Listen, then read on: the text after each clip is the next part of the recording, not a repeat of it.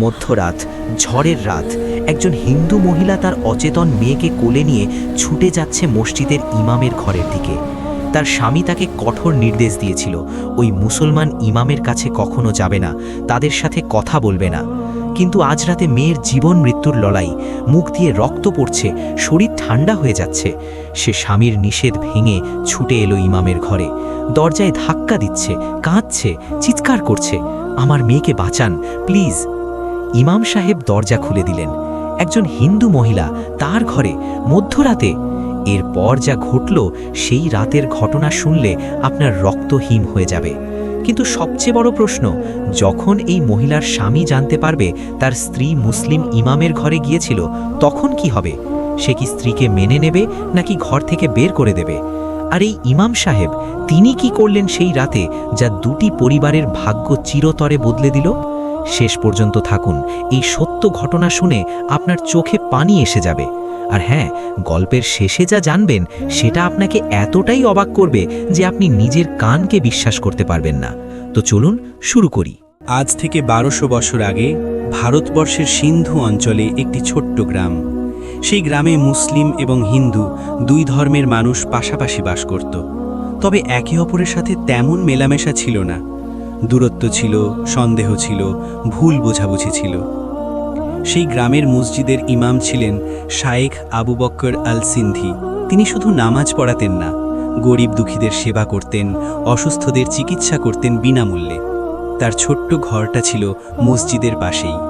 একা থাকতেন, স্ত্রী মারা গিয়েছিলেন অনেক আগে। হিন্দু পাড়াতের মানুষ তাকে দূর থেকে দেখত। শুনেছিল তিনি নাকি খুব ভালো মানুষ, কিন্তু কেউ কাছে যেত না। ধর্মের পার্থক্য একটা দেয়াল তৈরি করে রেখেছিল। দেবী, এক হিন্দু গৃহিণী। হিন্দু পাড়াতেই থাকত এক পরিবার। স্বামীর নাম রাজেশ, স্ত্রীর নাম দেবী। দেবীর বয়স তখন 30 বছর। একটি ছোট্ট মেয়ে ছিল তাদের, নাম অনন্যা, বয়স মাত্র 5। রাজেশ ছিল মুসলমানদের ঘোর বিরোধী। তার বাবা নাকি একবার মুসলিমদের সাথে সম্পত্তি নিয়ে ঝগড়া করে হেরে গিয়েছিল। সেই থেকে পুরো পরিবারে মুসলমানদের প্রতি বিদ্বেষ। রাজেশ সবসময় দেবীকে বলতো, ওই মসজিদের দিকে যাবে না, ওই মুসলমানদের সাথে কথা বলবে না। দেবী মাথা নিচু করে শুনত। সে ছিল নরম স্বভাবের, ধর্মীয় মেয়ে। প্রতিদিন পূজা করত, মন্দিরে যেত। তার মনে মুসলমানদের প্রতি কোনো ঘৃণা ছিল না, কিন্তু স্বামীর ভয়ে কিছু বলতে পারত না। সেই ভয়ঙ্কর রাত, সেই রাতটা ছিল আষাঢ় মাসের। আকাশে ঘন মেঘ, ঝড়ের আভাস। রাত তখন প্রায় 2টো বাজে। চারিদিকে নিস্তব্ধতা। হঠাৎ দেবীর ছোট্ট মেয়ে অনন্যা তীব্র জ্বরে কাঁপতে শুরু করল। সারা শরীর গরম, মেয়ে কাঁদছে, ছটফট করছে।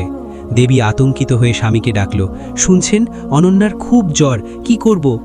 রাজেশ উঠে মেয়ের কপালে হাত দিয়ে বুঝল এটা সাধারণ জ্বর নয়, খুব বিপজ্জনক। সে বলল, বৈদ্যজির কাছে নিয়ে যেতে হবে এখনই।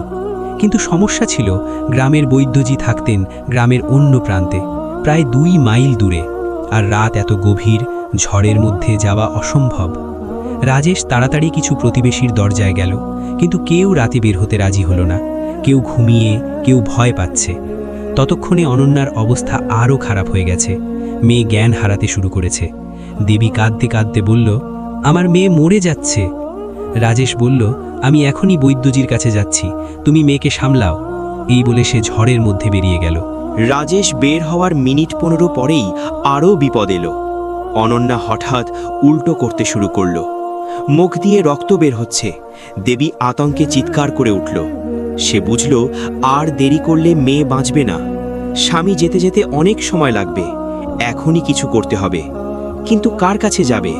কে তাকে সাহায্য করবে এই রাতে? হঠাৎ তার মনে পড়ল, মসজিদের ইমাম সাহেব নাকি চিকিৎসা জানেন, মানুষকে বিনামূল্যে ওষুধ দেন। হয়তো তিনিই পারবেন মেয়েকে বাঁচাতে। কিন্তু সাথে সাথেই ভয় এলো, স্বামী তো মুসলিমদের ঘৃণা করে। যদি জানতে পারে সে মুসলিম ইমামের কাছে গেছে, মারবে না তো? কিন্তু মেয়ের জীবন আর চিন্তা করার সময় নেই।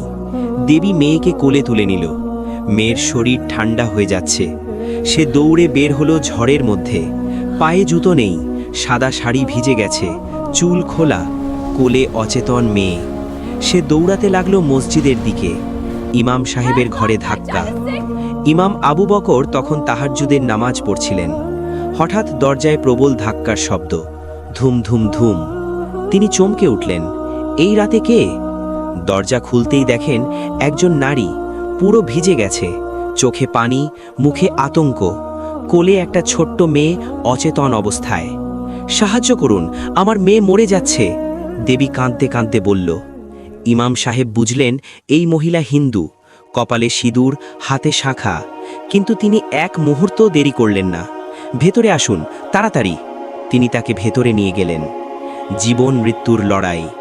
ইমাম সাহেব মেয়েটাকে তার বিছানায় শুইয়ে দিলেন। মেয়ের নাড়ি দেখলেন, কপাল ছুঁয়ে দেখলেন, বুঝলেন এটা মারাত্মক জ্বর, হয়তো ম্যালেরিয়া বা অন্য কিছু। তিনি তার ওষুধের বাক্স খুললেন।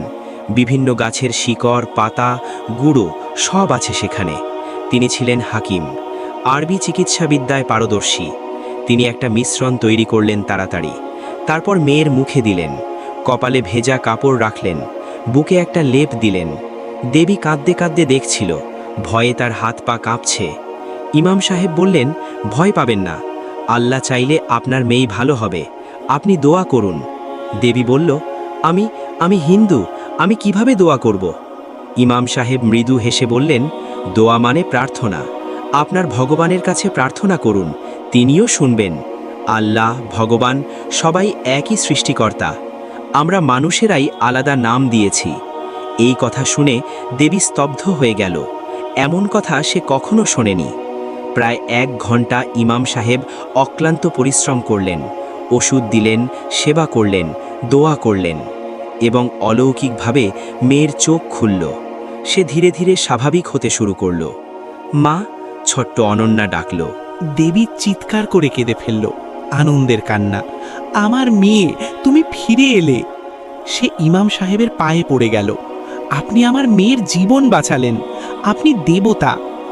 ইমাম সাহেব তাকে তুলে বললেন, না বোন, আমি দেবতা নই, আমি শুধু একজন মানুষ।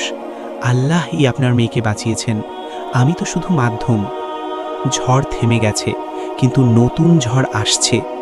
ততক্ষণে ঝড় কমে এসেছে, আকাশ কিছুটা পরিষ্কার। দেবী মেয়েকে কোলে নিয়ে উঠতে গেল। ইমাম সাহেব বললেন, দাঁড়ান, মেয়ে এখনো দুর্বল, আরও কিছু ওষুধ দিয়ে দিচ্ছি, 3 দিন এগুলো খাওয়াবেন, সম্পূর্ণ সুস্থ হয়ে যাবে ইনশাআল্লাহ। তিনি কিছু ওষুধ একটা কাপড়ে বেঁধে দিলেন।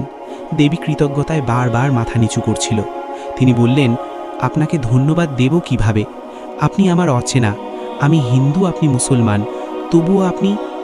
ইমাম সাহেব থামিয়ে দিয়ে বললেন, বোন, আমার কাছে হিন্দু মুসলমান নেই, আমার কাছে আছে মানুষ। আল্লাহ আমাদের শিখিয়েছেন, যে একটি প্রাণ বাঁচালো সে যেন পুরো মানব জাতি বাঁচালো। আপনার মেয়ে একটি নিষ্পাপ প্রাণ, তাকে সাহায্য করা আমার ধর্মীয় দায়িত্ব। দেবীর চোখে আবার পানি এসে গেল। আমার স্বামী জানলে আমাকে মারবে, সে মুসলমানদের ঘৃণা করে। ইমাম সাহেব দীর্ঘশ্বাস ফেললেন। এটাই দুঃখের বিষয়, আমরা একে অপরকে চিনি না, তাই ভয় পাই, ভয় থেকে আসে ঘৃণা। কিন্তু আজ রাতে আপনি দেখলেন সাহায্যের সময় ধর্ম বাধা হয় না। ঠিক তখনই বাইরে পায়ের শব্দ। রাজেশ ফিরে এসেছে বৈদ্যজিকে নিয়ে। দরজার সামনে এসে সে দেখল তার স্ত্রী বেরোচ্ছে মসজিদের ইমামের ঘর থেকে। রাজেশের চোখ জ্বলে উঠল রাগে। তুমি এখানে কি করছো, মুসলমানের ঘরে? দেবী ভয়ে কাঁপতে লাগল, কিন্তু ইমাম সাহেব এগিয়ে এলেন। দোষ আপনার স্ত্রীর নয়, আপনার মেয়ে মরে যাচ্ছিল, উনি সাহায্যের জন্য এসেছিলেন, আমি চিকিৎসা করেছি, এখন মেয়ে সুস্থ। বৈদ্যজি মেয়েটাকে দেখলেন, বললেন, ওহ হ্যাঁ, এই মেয়ে মারাত্মক জ্বরে ভুগছিল, যদি সময় মতো চিকিৎসা না হতো তাহলে। তিনি থেমে গেলেন। রাজেশ কিছুটা নরম হলো, কিন্তু তবুও তার গর্ব আহত হয়েছে। সে স্ত্রীকে টেনে নিয়ে চলে গেল, কোনো ধন্যবাদ দিল না। ইমাম সাহেব দূর থেকে দেখলেন, দীর্ঘশ্বাস ফেললেন, আল্লাহ, তুমি মানুষের হৃদয় নরম করে দাও। দিন কেটে গেল, কিন্তু বীজ রোপিত হলো। পরের কয়েক সপ্তাহ রাজেশ স্ত্রীর সাথে কথা বলল না, রেগেছিল। কিন্তু মেয়ে সুস্থ হয়ে উঠল। ইমাম সাহেবের ওষুধে চমৎকার কাজ হয়েছিল। দেবীর মনে ইমাম সাহেবের কথাগুলো বারবার ঘুরছিল। হিন্দু মুসলমান নেই, আছে মানুষ। আল্লাহ, ভগবান সবাই একই সৃষ্টিকর্তা। সে ভাবতে লাগলো, আমরা কেন একে অপরকে ঘৃণা করি? যে মানুষ আমার অচেনা মেয়েকে বাঁচালো তাকে আমরা শত্রু ভাবি কেন? একদিন সে স্বামীকে বলল, শুনছেন, আমি ইমাম সাহেবকে কিছু খাবার পাঠাতে চাই, উনি আমাদের এত বড় উপকার করলেন। রাজেশ রাগ করল, কিন্তু কিছুদিন পর একদিন সে নিজেই বলল, ঠিক আছে, যাও, কিছু মিষ্টি নিয়ে যাও, ধন্যবাদ জানিয়ে এসো, ঋণ রেখে যেতে নেই। দেবী খুশি হয়ে মিষ্টি বানালো, মেয়েকে নিয়ে মসজিদে গেল। ইমাম সাহেব দেখে হেসে বললেন, আরে ছোট্ট মণি, একদম সুস্থ হয়ে গেছো দেখছি। অনন্যা লাজুক হেসে বলল, দাদু, আপনি আমাকে বাঁচিয়েছেন। ইমাম সাহেব মেয়ের মাথায় হাত বুলিয়ে দিলেন, দোয়া করলেন। দেবী মিষ্টি দিয়ে বলল, আমার স্বামী আপনাকে ধন্যবাদ জানিয়েছে। ইমাম সাহেব বললেন, আল্লাহর শুকরিয়া, আশা করি একদিন তিনিও বুঝবেন আমরা আলাদা নই। সেই দিন থেকে দেবী মাঝে মাঝে ইমাম সাহেবের সাথে কথা বলতো, তার কাছ থেকে ইসলাম সম্পর্কে জানত, শুনত কোরআনে কি লেখা আছে। অবাক হতো, এত মিল হিন্দু ধর্মের সাথে। একদিন রাজেশ নিজেই অসুস্থ হয়ে পড়ল, পেটের ব্যথা, বৈদ্যজির ওষুধে কাজ হচ্ছে না। দেবী বলল, ইমাম সাহেবের কাছে যাবেন, উনি পারবেন। রাজেশ গর্বে না করতে চাইল, কিন্তু ব্যথা অসহ্য, শেষে গেল। ইমাম সাহেব তাকে চিকিৎসা করলেন, সুস্থ হয়ে গেল। রাজেশ প্রথমবার সত্যিকারের ধন্যবাদ দিল। আপনি আমাদের পরিবারের দুবার উপকার করলেন, আমি আপনার কাছে ঋণী। ইমাম সাহেব হেসে বললেন, ঋণ নয় ভাই, এটা মানবতা। আমাদের নবী সাল্লাল্লাহু আলাইহি ওয়াসাল্লাম বলেছেন, প্রতিবেশীর খোঁজ নাও, তার ধর্ম দেখো না। রাজেশের মনে একটা পরিবর্তন হতে শুরু করল। বছরখানেক পর একদিন দেবী এসে বলল, ইমাম সাহেব, আমি ইসলাম সম্পর্কে আরও জানতে চাই। ইমাম সাহেব তাকে বই দিলেন, বোঝালেন। দেবী মুগ্ধ হল। কয়েক মাস পর একদিন দেবী শাহাদাত পড়ল, ইসলাম গ্রহণ করল। রাজেশ শুনে প্রথমে রাগ করল, কিন্তু ইমাম সাহেব তাকে বললেন, আপনার স্ত্রী জোর করে এটা করেননি, তিনি সত্য খুঁজেছেন, সত্য পেয়েছেন, এটা তার অধিকার। রাজেশ বুঝল, ঠিক কথা। সেই রাতে যদি ইমাম সাহেব তাদের সাহায্য না করতেন, আজ তার মেয়ে বেঁচে নেই। সে বলল, ঠিক আছে, আমি আপত্তি করব না, তবে আমি আমার ধর্মেই থাকব। ইমাম সাহেব বললেন, সেটাই উচিত, ধর্ম জোর করে চাপানো যায় না। কোরআনে লেখা আছে, দিনের ব্যাপারে কোনো জবরদস্তি নেই, আপনি আপনার ধর্মে থাকুন, কিন্তু মানবতা ভুলবেন না। এভাবেই একটি পরিবার বদলে গেল, হিন্দু মুসলিম দেয়াল ভেঙে গেল। দুই ধর্মের মানুষ বুঝল, আসল ধর্ম হল মানবতা, শিক্ষা এবং উপদেশ। প্রিয় দর্শক, এই সত্য ঘটনা থেকে আমরা অনেক কিছু শিখতে পারি। প্রথম শিক্ষা, বিপদের সময় ধর্ম কোনো বাধা নয়, মানুষ মানুষকে সাহায্য করবে, এটাই আসল ধর্ম। দ্বিতীয় শিক্ষা, আমরা যাকে শত্রু ভাবি, হয়তো সেই আমাদের সবচেয়ে বড় বন্ধু হতে পারে, শুধু একবার চেষ্টা করতে হয়। তৃতীয় শিক্ষা, ঘৃণা আসে অজ্ঞতা থেকে, যখন আমরা একে অপরকে চিনি তখন ঘৃণা চলে যায়। চতুর্থ শিক্ষা, ইসলাম শুধু মুসলিমদের ধর্ম নয়, এটা মানবতার ধর্ম। রাসূলুল্লাহ অমুসলিমদেরও সেবা করতেন, তাদের অধিকার রক্ষা করতেন। পঞ্চম শিক্ষা, ধর্ম পরিবর্তন জোর করে হয় না, হয় ভালোবাসা আর সেবা দিয়ে। ইমাম সাহেব দেবীকে কখনো বলেননি মুসলিম হও, কিন্তু তার আচরণ দেবীর হৃদয় জয় করে নিল। মনে রাখবেন, আজকের যুগেও আমাদের চারপাশে বিভিন্ন ধর্মের মানুষ আছে, আমাদের উচিত তাদের সাথে সুন্দর ব্যবহার করা। কোরআনে আল্লাহ বলেছেন, আল্লাহ তোমাদের নিষেধ করেন না তাদের সাথে সদাচরণ করতে যারা তোমাদের সাথে দ্বীনের ব্যাপারে যুদ্ধ করেনি। সূরা মুমতাহিনা। আমাদের চরিত্র হোক এমন যে অন্য ধর্মের মানুষও বলে, মুসলমানরা কি সুন্দর। আপনারা যদি এই ধরনের সত্য ঘটনা এবং ইসলামিক শিক্ষামূলক ভিডিও নিয়মিত দেখতে চান, তাহলে এখনই আমাদের চ্যানেলটি সাবস্ক্রাইব করুন এবং পাশের বেল আইকনটি প্রেস করুন, আর ভিডিওটি শেয়ার করে আপনার বন্ধু পরিবারের কাছে পৌঁছে দিন। হয়তো এই গল্প কারো মনে ভালোবাসার বীজ রোপণ করবে। জাযাকাল্লাহ খায়ের। আল্লাহ আমাদের সবাইকে সত্যিকারের মানবতা শেখার তৌফিক দান করুন। সব ধরনের ঘৃণা থেকে আমাদের হৃদয় পরিষ্কার করুন। আমিন।